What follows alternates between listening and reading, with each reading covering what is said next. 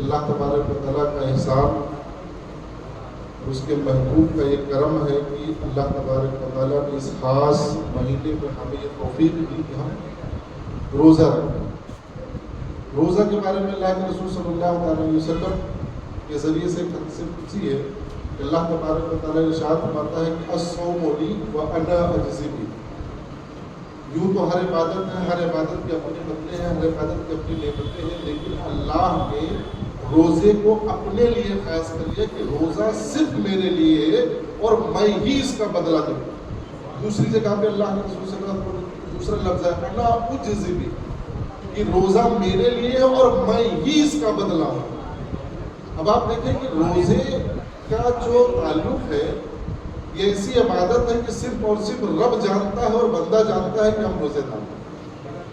بھائی باقی عبادتیں آپ دیکھ لیں، آپ حج کرتے ہیں، زکوٰۃ دیتے ہیں، یہاں تک کہ کلمہ پڑھتے ہیں، نماز پڑھتے ہیں، ہر عبادت میں آپ کا ایک فزیکل اپیئرنس ہے، یعنی کہ آپ نماز پڑھتے ہیں تو بھائی سجدہ کرتے ہیں، کھڑے ہوتے ہیں، جھکتے ہیں، تو ظاہر ہو جاتا ہے کہ نماز پڑھ رہے ہیں۔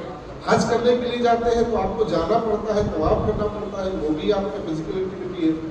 کلمہ پڑھتے ہیں، زبان سے اظہار کرتے ہیں، زکوٰۃ دیتے ہیں تو مال نکلتا ہے، دینے والا لینے والا یہ جانتا ہے۔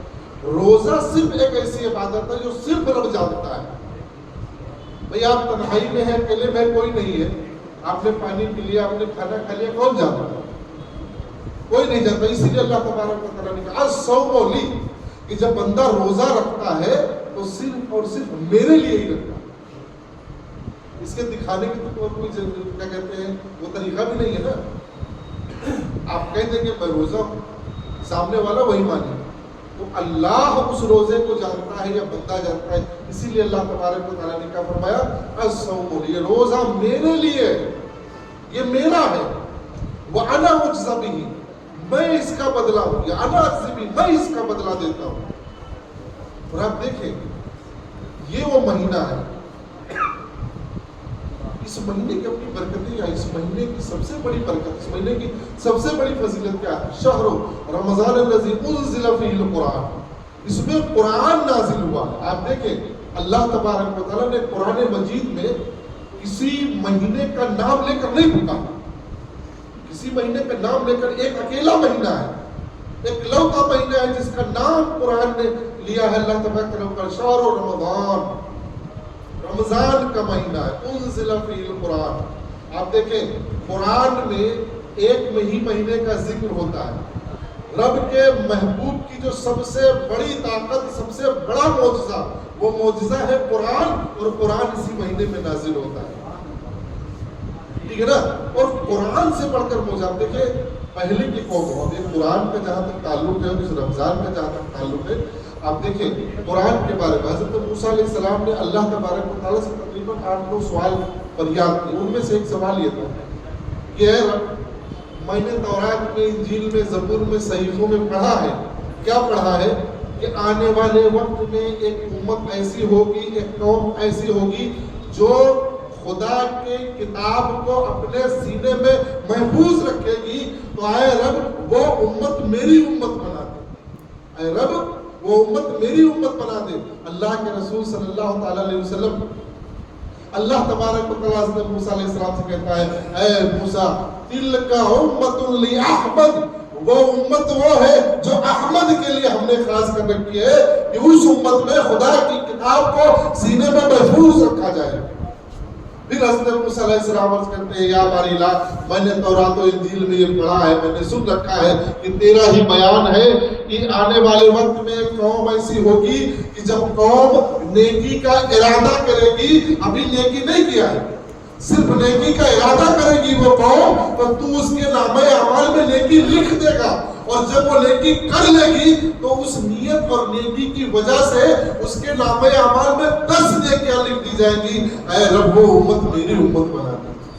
اللہ تبارک و تعالیٰ فرمائے گا، کیا فرماتا ہے کہ وہ امت بولے دل کا امت لاحمد، وہ امت ہم نے جو ہے وہ احمد کے لیے خاص کر رکھی ہے۔ تو یہ محمد مصطفیٰ صلی اللہ علیہ وسلم کی امت کا خاصہ ہے، یہ امت کا خاصہ ہے۔ ایک مرتبہ درود پاک میں اللہم صلی علی سیدنا و مولانا محمد بارک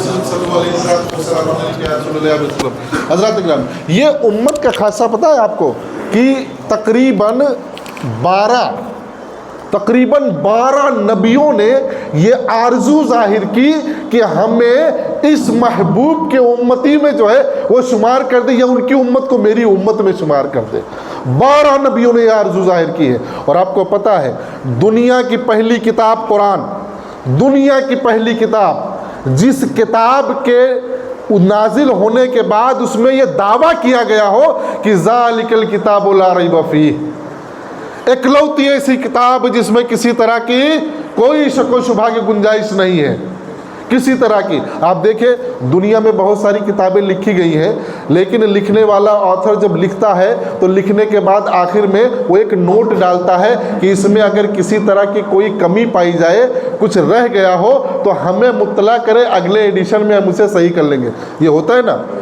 دنیا کے کسی شخص نے، دنیا کی کسی کتاب نے یہ دعویٰ کیا ہی نہیں کہ اس کتاب میں کسی طرح کی کوئی کمی نہیں ہے، لیکن قربان جاؤ خدا کے اس کلام پر کہ 1400 سال پہلے یہ قرآن نازل ہوا، اور اس وقت جب نازل ہوا اسی وقت یہ دعویٰ کیا گیا کہ ذالک الکتاب لا ریب فیہ، اس میں کسی طرح کی کوئی شک و شبہ کی گنجائش نہیں۔ کتنے دشمن آئے، کتنے باغی آئے، کتنے سازشیں رچنے والے آئے، کتنی کمیاں نکالنے والے آئے، کتنی جو ہے مشینریاں چلی، ہر طرح کی کوشش کی گئی، لیکن قرآن میں آج تک نہ ایک لفظ، نہ ایک نقطے کی کمی نکال پائے، اور نہ قیامت تک اس میں ایک نقطہ کی کمی نکال پائیں گے۔ یہ قرآن ہے۔ اچھا یہی نہیں ہے، اللہ تبارک و تعالیٰ نے کیا کہا؟ ان کنتم فی ریب مما نزلنا علی عبدنا فاتوا بسورۃ من مثلہ، اگر تمہیں لگتا ہے یہ خدا کا کلام نہیں ہے تو آؤ سب لوگ مل کر کوئی ایک صورت اس قرآن کی صورت جیسی لے آؤ، ایک صورت لے آؤ۔ اور اللہ تعالیٰ نے کیا کہا؟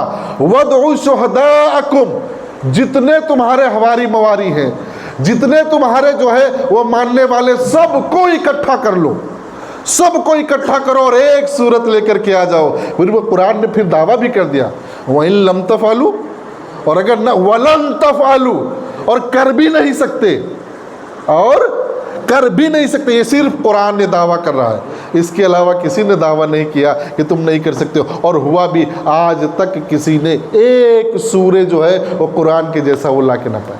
ٹھیک ہے، آپ دیکھیں قرآن نے دعوے کیے ہیں، اللہ تبارک و تعالیٰ نے قرآن کے ذریعے کیا دعویٰ کیا؟ سَيَقُولُ السُّفَهَاءُ مِنَ النَّاسِ مَا وَلَّاهُمْ عَنْ قِبْلَتِهِمُ الَّتِي كَانُوا عَلَيْهَا۔ یہ قرآن نے دعویٰ کیا، ابھی قبلہ بدلا نہیں تھا، ابھی قبلہ بدلا نہیں تھا۔ اللہ نے دعویٰ قرآن میں کیا، اللہ نے یہ دعویٰ قرآن میں کیا کہ عنقریب بے وقوف لوگ کہیں گے کہ کس چیز نے تمہیں قبلے سے بدل دیا ہے۔ یہ قرآن کا دعویٰ ہے، ابھی بدلا نہیں۔ اور قربان جاؤ قرآن کے اس معجزے پر، خدا کے اس کلام پر، کہ جب اس قرآن نے کہہ دیا کہ یہ بیوقوف لوگ ایسی باتیں کہیں گے، اور بیوقوفوں کو پتا ہے کہ قرآن نے دعویٰ کر دیا، پھر بھی وہ باز نہ آئے، انہوں نے کہا، اور قرآن کا کہنا وہ سچ ہوا۔ بھائی جیسے آج میں آپ سے کہوں کہ کل تم جو ہے مجھے گالی دو گے، یہ بالکل طے ہے، تو آپ کو تو پتہ چل گیا نا، آپ کے بارے میں دعویٰ ہو گیا، پتہ چل گیا، کل تو آپ اپنے آپ کو روک سکتے تھے نا، بھائی کل تو روک سکتے تھے، لیکن روک نہ پائے۔ قرآن نے ایک دعویٰ اور کیا، یہ آل یہود کبھی بھی موت کی تمنا نہیں کر سکتے، یہ قرآن کا دعویٰ ہوا۔ 1400 سال پہلے قرآن نے دعویٰ کیا یہ کبھی موت کی تمنا نہیں کریں گے۔ اب اور کیا چاہیے اس کے اعجاز میں، اور کیا چاہیے اس کلام کے کلام الہی ہونے میں کہ اتنا عرصہ بیت گیا، بڑے دشمن رہے ہیں، بڑی سازشیں کی ہیں، رسول پاک صلی اللہ تعالی وسلم قرآن اور حدیث کی تحریف کے لیے نہ جانے کتنے جتن کیے، لیکن ایک دعوے پر آج تک وہ قائم ہے کہ جب قرآن نے کہا، اللہ نے کہا کہ موت کی تمنا نہیں کر سکتے، آج چاہ کر بھی وہ موت کی تمنا نہیں کر پا رہے ہیں، چاہ کر بھی نہیں کر پا رہے ہیں۔ اچھا قرآن میں اور کیا ہے؟ قرآن میں ماضی ہے، قرآن میں حال ہے، قرآن میں مستقبل ہے، یعنی پاسٹ بھی ہے، پریزنٹ بھی ہے، فیوچر بھی ہے۔